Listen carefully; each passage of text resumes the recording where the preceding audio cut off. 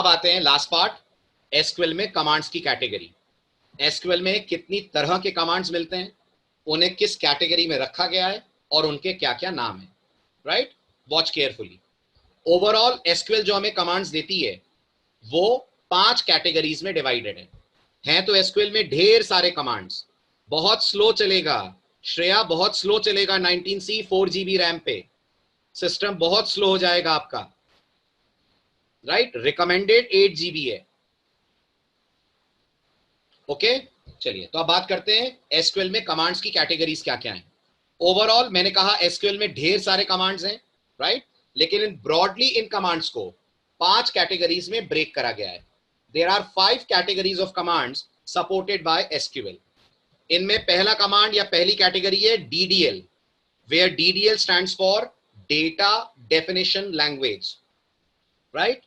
Second one is DML, DML stands for data manipulation language. अभी मैं सिर्फ full form बता रहा हूं, फिर इनका पर्पस बताता हूं। Third one is DQL, data query language. Fourth one is DCL, data control language. And fifth one is TCL, which stands for transaction control language. अभी बताइए ये कमांड्स हैं कि कैटेगरीज हैं? जल्दी फटाफट, आर दे कमांड्स और are they categories? They are categories, they are not the names of the command.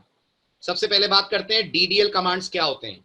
DDL commands वो होते हैं जिससे आप क्रिएट कर सकते हैं या ऑल्टर कर सकते हैं अपनी टेबल के स्ट्रक्चर को।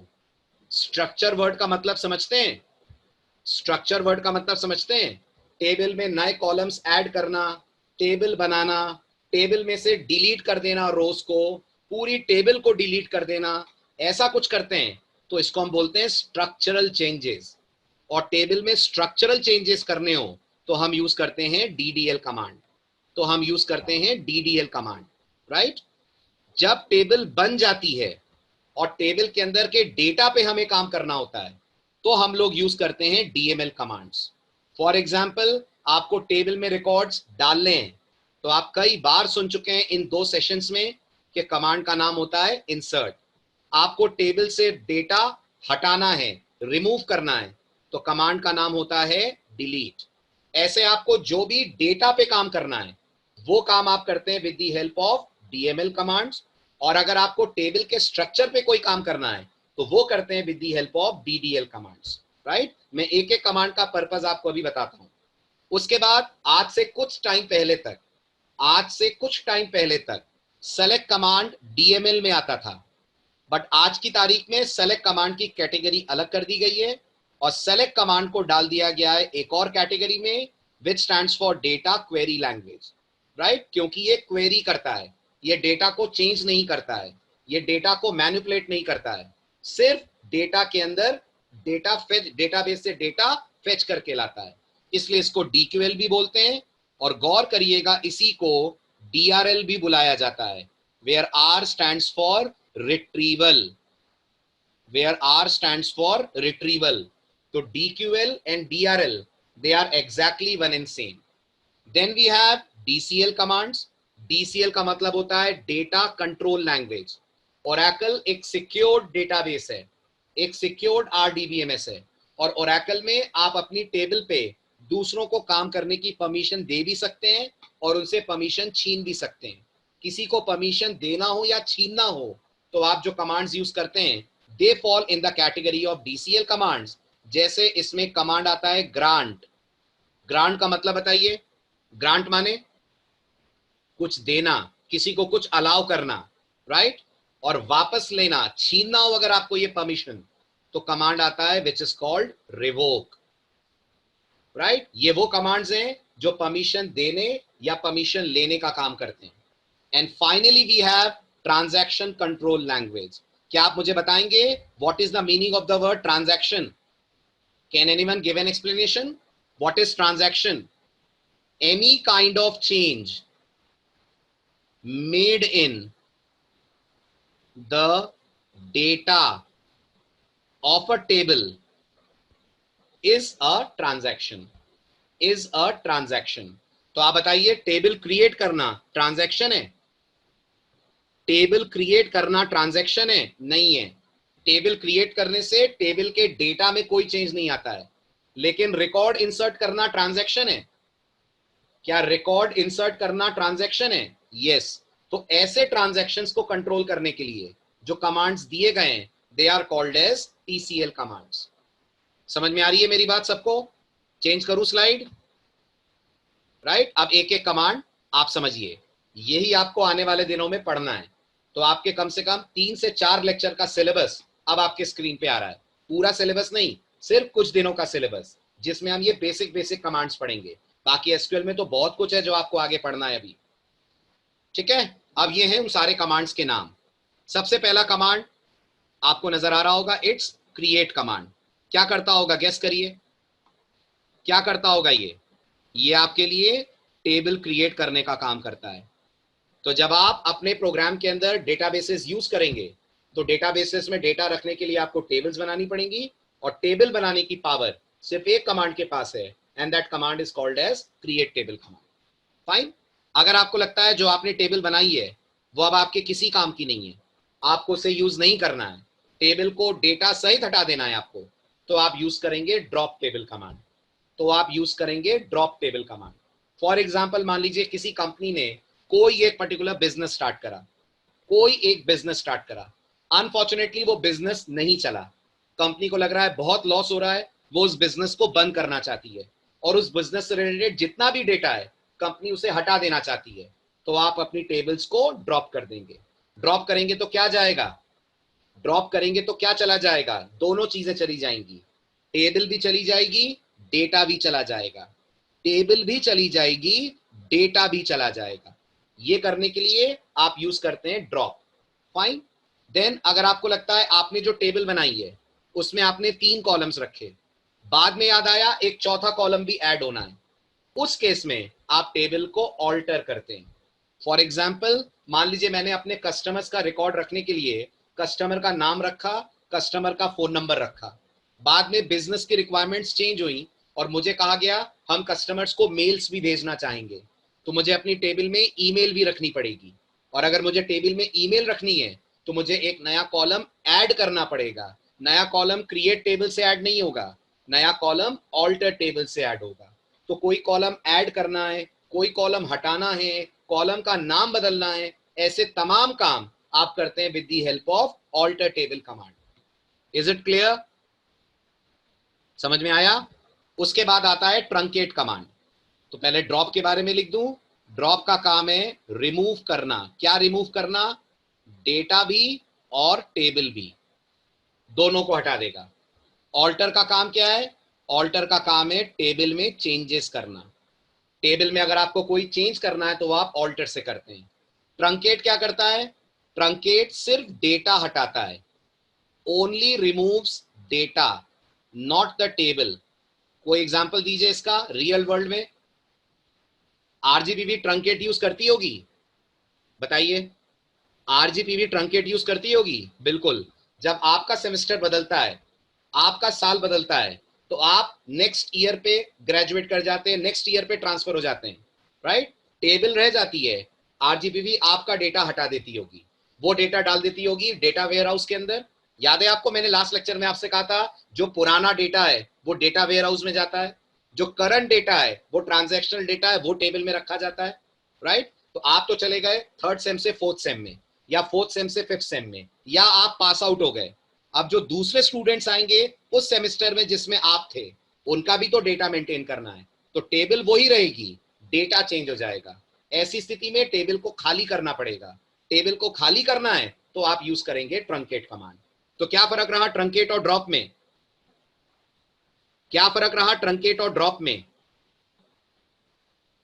ट्रंकेट डेटा हटा देगा, टेबल रोक लेगा, डेटा हटा देगा, टेबल रोक लेगा। और ड्रॉप डेटा भी हटा देगा, टेबल भी हटा देगा। समझ में आई बात? हुआ क्लियर? चारों कमांड समझ में आ गए?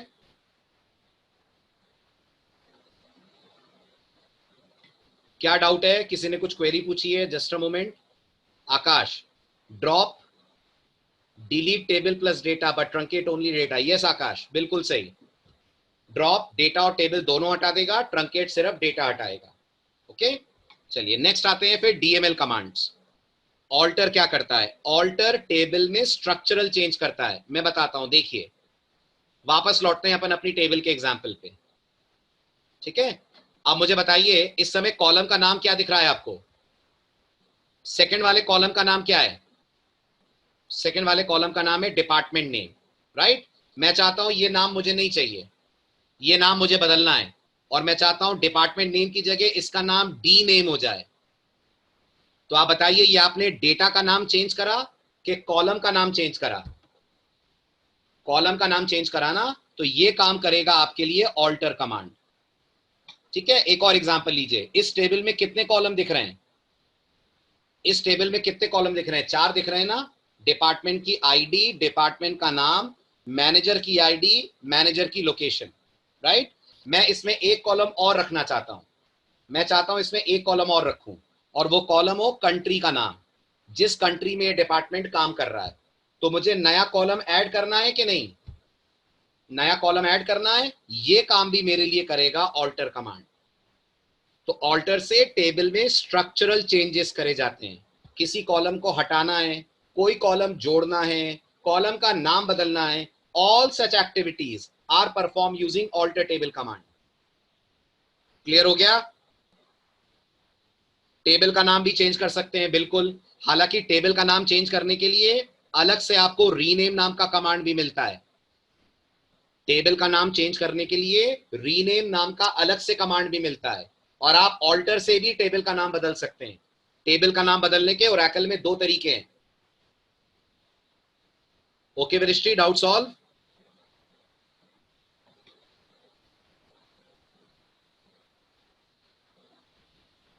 चलिए अब आते हैं डीएमएल कमांड्स की तरफ।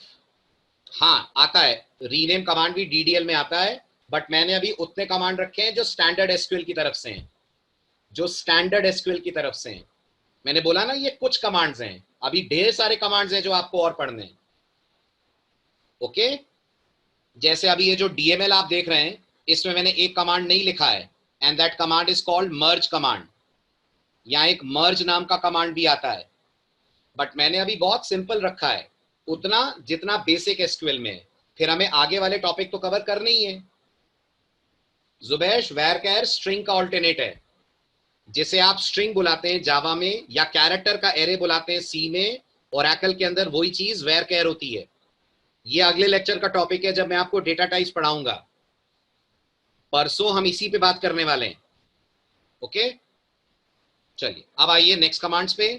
अब इनमें पहला कमांड आ रहा है इंसर्ट कमांड, राइट। सिंपल है, इंसर्ट की मदद से आप टेबल में एक नया रिकॉर्ड इंसर्ट करते हैं, और नया कॉलम इंसर्ट करना हो तो, नया कॉलम इंसर्ट करना हो तो वो काम ऑल्टर कमांड से होगा, वो इंसर्ट से नहीं होगा। इंसर्ट सिर्फ रो डाल सकता है, और याद रखिएगा नई रो। इंसर्ट से हमेशा नई रो ऐड होती है, कोई एग्जिस्टिंग रो चेंज भी नहीं होती है। अगर आपको एग्जिस्टिंग रो चेंज करनी है तो सेकंड कमांड है विच इज कॉल्ड अपडेट। चेंज करना है जैसे, चेंज करना है जैसे, चेंज करना है जैसे इसी टेबल में आइए। अब इस टेबल में मुझे ऐसा लगता है, इस टेबल में मुझे ऐसा लगता है ये जो आईटी है, ये आईटी की जगह पूरा इंफॉर्मेशन टेक्नोलॉजी होना चाहिए। मुझे आईटी नहीं चाहिए, इसकी जगह पूरा लिखा हुआ चाहिए इंफॉर्मेशन टेक्नोलॉजी। अगर ये करना है तो ये काम आपके लिए करेगा अपडेट कमांड। तो फर्क समझने की कोशिश कीजिएगा। अगर कॉलम का नाम बदलना है आपको, डी नेम करना है इसको, तो ये करेगा ऑल्टर। अगर डेटा बदलना है तो ये करेगा अपडेट। हुई बात क्लियर? समझ में आया? अपडेट से कंटेंट्स चेंज होते हैं, और ऑल्टर से स्ट्रक्चर चेंज होता है।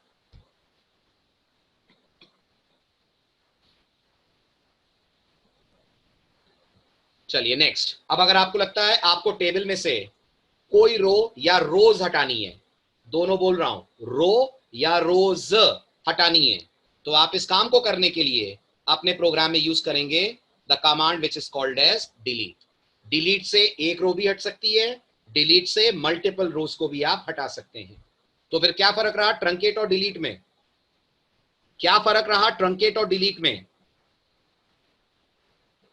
ये बहुत पॉपुलर क्वेश्चन है, और इस पे पूरा एक लेक्चर जाएगा आने वाले दिनों में, ट्रंकेट वर्सेस डिलीट। अभी जितना समझ में आया है आप बताइए। एक फर्क आपको भी दिख रहा होगा, ट्रंकेट आपसे पूछेगा नहीं कौन सी रो हटानी है, पूरी टेबल के रोज हटा देगा, पूरी टेबल की रोज हटा देगा। लेकिन डिलीट आपसे पूछेगा, आप जो कहेंगे डिलीट उसी रो को हटाएगा, राइट। ट्रंकेट पूरी रोज हटा देगा, डिलीट सेलेक्टेड रोज हटाएगा। ठीक है, और भी बहुत बड़े बड़े फर्क है दोनों के बीच में, बट वो हम आगे पढ़ेंगे। ट्रंकेट पूरा डेटा रिमूव कर देगा, डिलीट से सिर्फ वो हटेगा जो आप चाहेंगे।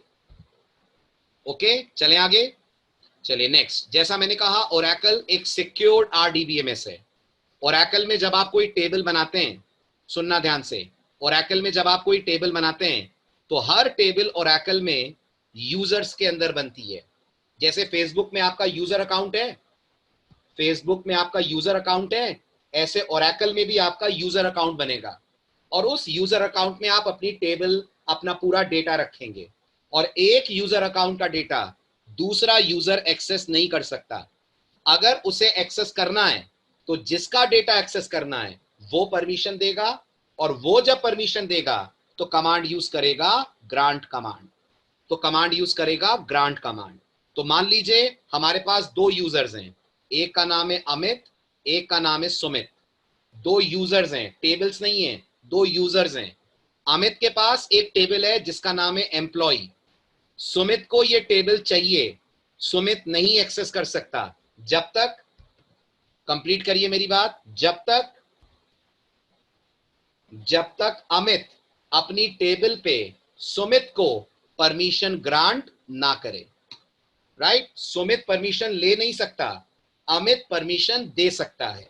यानी अगर टेबल मेरी है तो मैं परमिशंस दूंगा, राइट। कोई दूसरा मेरे से जबरदस्ती परमिशन ले नहीं पाएगा।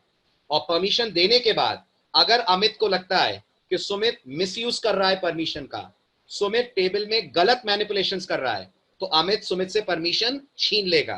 परमिशन छीनने को ओरेकल की वोकैबुलरी में बोलते हैं रिवोक करना। So granting means providing access, revoking means taking back that access. Clear, आया समझ में। देन जैसा मैंने कहा ओरिजिनली डीएमएल कैटेगरी में ही रखा गया था सेलेक्ट को, बट बाद में लोगों को लगा सेलेक्ट मैनिपुलेट तो करता ही नहीं है, सेलेक्ट चेंजेस तो करता ही नहीं है टेबल में, तो उन्होंने सेलेक्ट की कैटेगरी अलग कर दी और सेलेक्ट को बना दिया डेटा क्वेरी लैंग्वेज, जिससे आप तरह तरह की क्वेरीज टेबल पे फायर करते हैं और डेटा डिस्प्ले कराते हैं। तो जो रोल सी लैंग्वेज में प्रिंटफ का होता है, जो रोल पाइथन के अंदर प्रिंट का होता है, जो रोल जावा में एसओपी का है, जो रोल सी प्लस प्लस में सी आउट का है, वो रोल एसक्यूएल में सेलेक्ट का है। That is to display something on screen. आपको कुछ भी स्क्रीन पे दिखाना है तो आप यूज करेंगे सेलेक्ट कमांड। क्लियर हुआ, समझ में आ रही है बात। उसके बाद सुनिएगा आप गौर से, जो डीएमएल कैटेगरी के 3 कमांड्स आपने पढ़े, आपने डीएमएल कैटेगरी के जो ये 3 कमांड्स पढ़े हैं, इंसर्ट, अपडेट और डिलीट, इनके द्वारा टेबल में आप जो भी चेंजेस करते हैं, इनके द्वारा टेबल में आप जो भी चेंजेस करते हैं, याद रखिएगा ओरेकल उन चेंजेस को बफर में रखती है। ओरेकल उन चेंजेस को बफर में रखती है।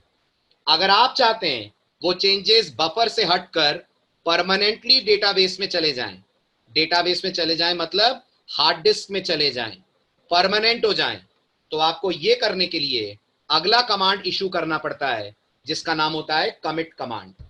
कमिट की मदद से आप ओरेकल को ये बताते हैं कि आपने जो भी चेंजेस टेबल में करे हैं वो बिल्कुल सही हैं, आप सेटिस्फाइड हैं उन चेंजेस से, और अब ओरेकल उन चेंजेस को परमानेंट कर दे। अब ओरेकल उन चेंजेस को परमानेंट कर दे। तो बताइए, मैंने अगर टेबल में 5 रोज डाली, टेबल में अगर मैंने 5 रोज डाली और कमिट नहीं लिखा तो टेबल में कितनी रोज गई? टेबल में एक भी रो नहीं गई। अगर मैं चाहता हूं ये पांचों परमानेंटली टेबल में चली जाएं तो मुझे करना पड़ेगा कमिट। जैसे आप नोटपैड खोलते हैं, नोटपैड में कुछ लिखते हैं, उसके बाद आप नोटपैड बंद करते हैं, तो जो आपने लिखा है वो अपने आप सेव नहीं होता, नोटपैड आपसे उसको सेव करने को कहता है।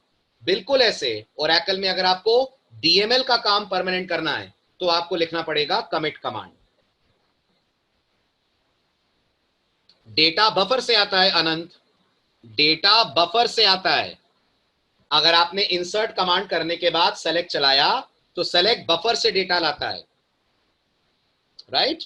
लेकिन टेबल से डेटा अगर चाहिए तो आपको कमिट करना ही पड़ेगा।